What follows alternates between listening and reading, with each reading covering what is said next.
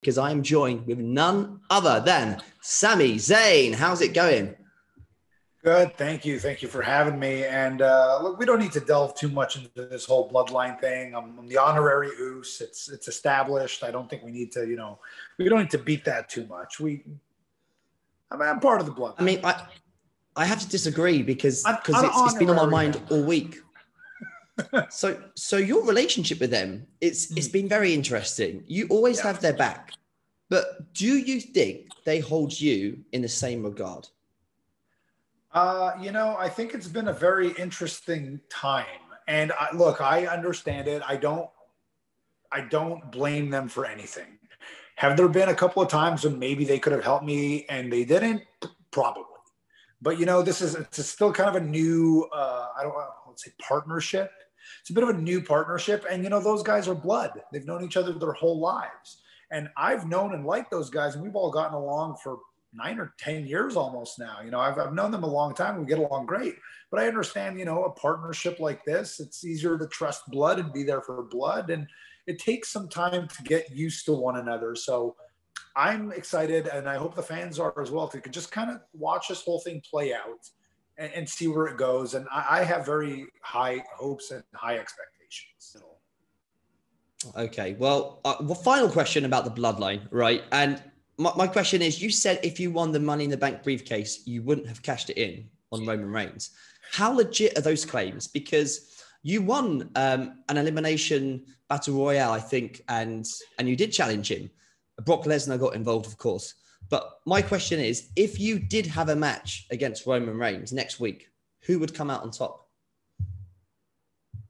Well, I mean, I just don't think there's a need for any of that right now. And let me be clear, I never actually... You don't want to be Universal Champion? No? Well, yeah, but hear me out. Hear me out. When that thing happened with Roman Reigns, Brock Lesnar coerced me into that, right? Mm-hmm. And I think it made for some good TV, and a lot of people remember it, which is nice.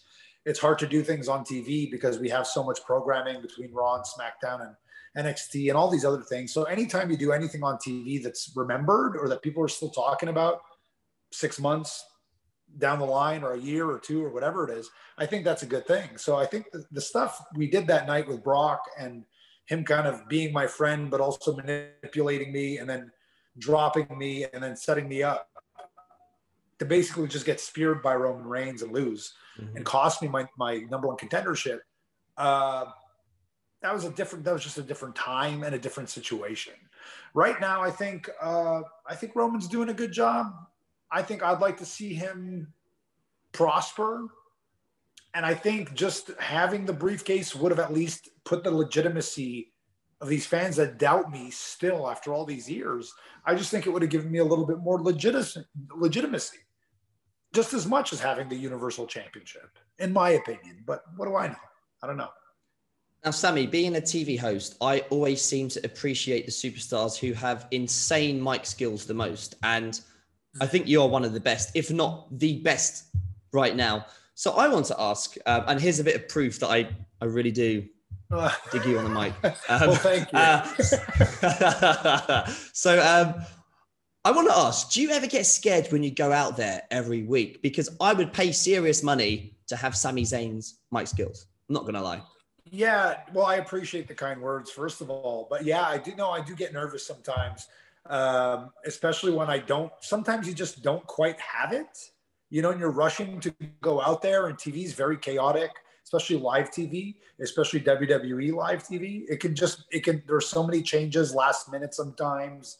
They're just live TV, one match goes a few minutes heavy and it changes the whole show. It's crazy. There's a lot that people don't know. And obviously you work in TV, so there's a lot that goes on behind the scenes that people just don't know about.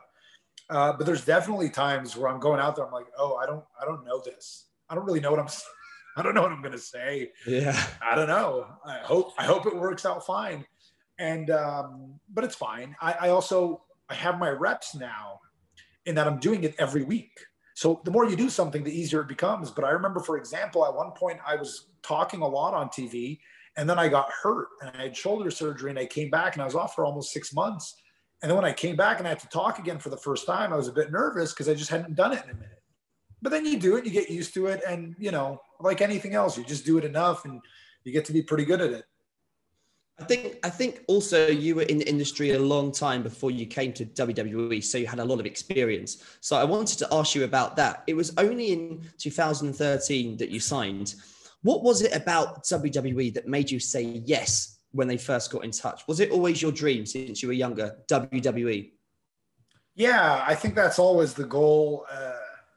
I mean, maybe there's a handful of people out there that'll say, oh, they wanted to end up in this place or just wrestle in Japan or whatever it is. And that's fine. But I think most people who get into wrestling will tell you that WWE was sort of the ultimate goal.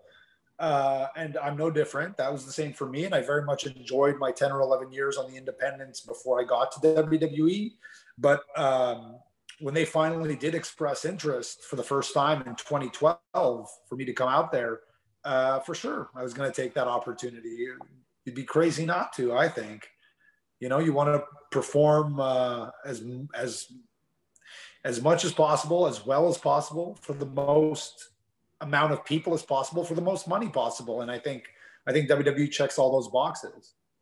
I read a story once that Steve Austin in a day or two. He told you to change your wrestling style. Could you tell us more about this story to our Malaysian viewers that have never heard about this before? Well, so it's actually not as deep as you're making it sound. Here's what happened. It was 2005. I was wrestling on the independents, and so was Kevin Owens, and we were wrestling together. Now, we're both from Montreal, and we were both wrestling for an organization on the West Coast called PWG out of California.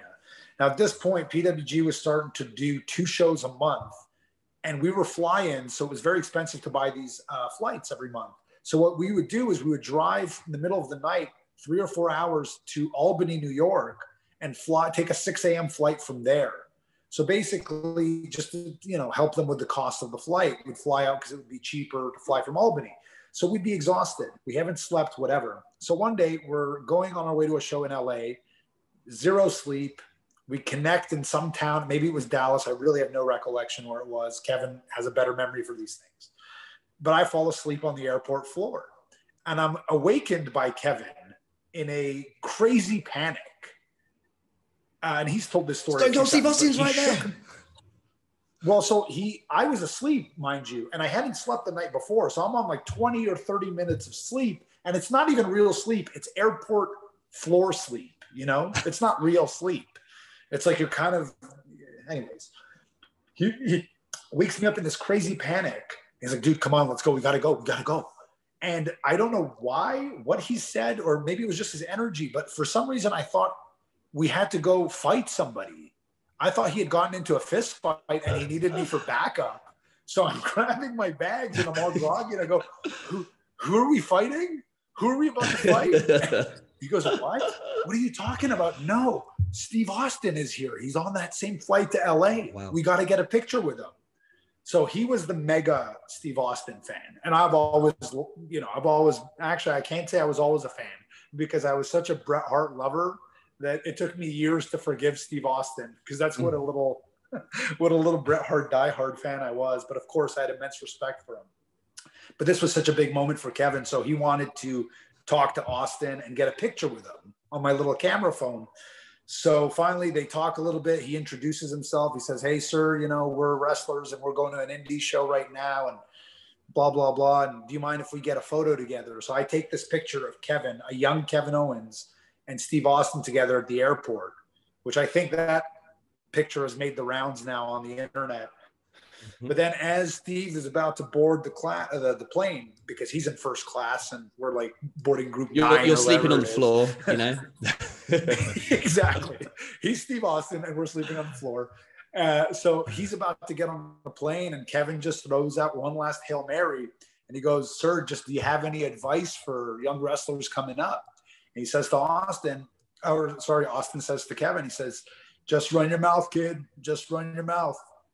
Never stop running your mouth. And then he looks at me, and I guess just by looking at the two of us, Kevin being the slightly more portly one and me being the skinnier one, he looks over at me and goes, that Planza shit will kill you.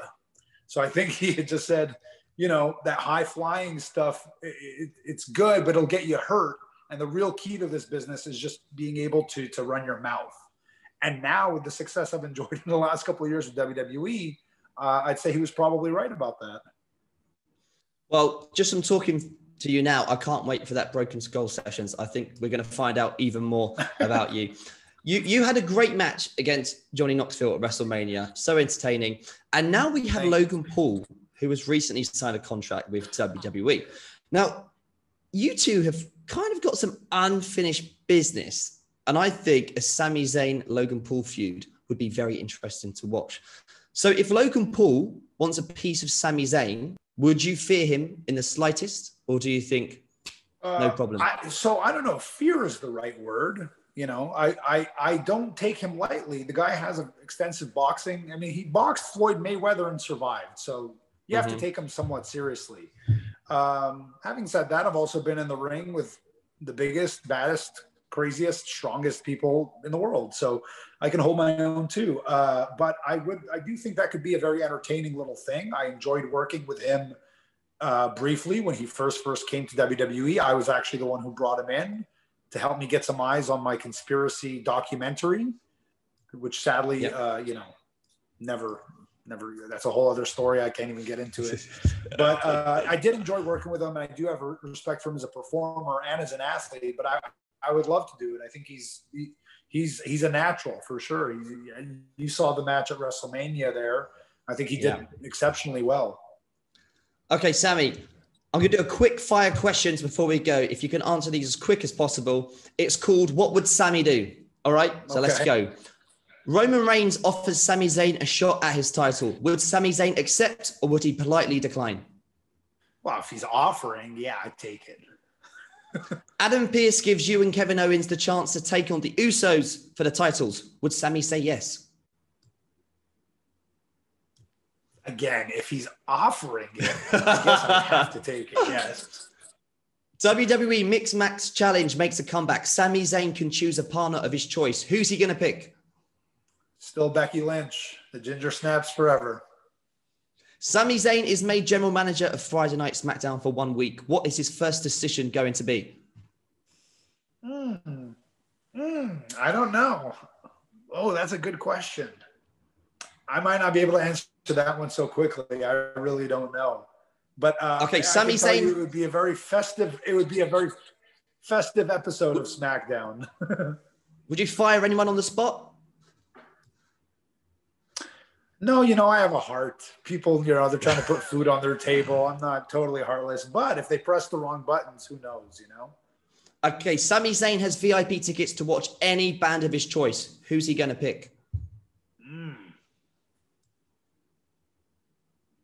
VIP tickets? I don't know.